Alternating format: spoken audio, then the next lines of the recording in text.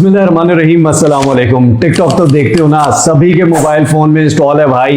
Time भी जाया करते हो, सभी जाया कर रहे हैं, कोई मसला नहीं है। लेकिन पैसा क्यों नहीं कमा रहे? पैसा कमाना नहीं आता भाई। एक एक चीज उंगली पकड़ के सिखाने जा रहा हूं। जहां टाइम वेस्ट करते हो यू स्क्रॉल कर करके, वहां पर दो काम की चीजें कर लो प्लीज, अपने लिए कर लो। अगर नहीं करना मुझे कोई मसला नहीं है, आप यहीं से जा सकते हैं। लेकिन एक एक चीज सिखाने जा रहा हूं, गौर से सीखो समझो। सब्सक्राइब ना करो, लाइक ना करो, शेयर ना करो, कोई मसला नहीं है। अपने लिए काम करो, अपने लिए।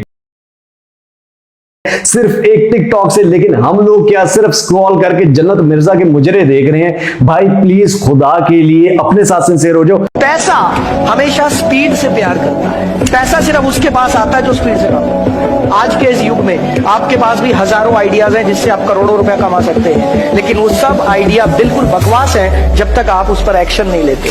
और जो व्यक्ति स्पीड से एक्शन ले लेता है वो सक्सेसफुल हो जाता है, बाकी सोचते रह जाते हैं, होगा, देखेंगे, करेंगे, सोचेंगे, बताएं। रुका हुआ पानी और रुका हुआ इंसान सड़ जाता है। रुको मत।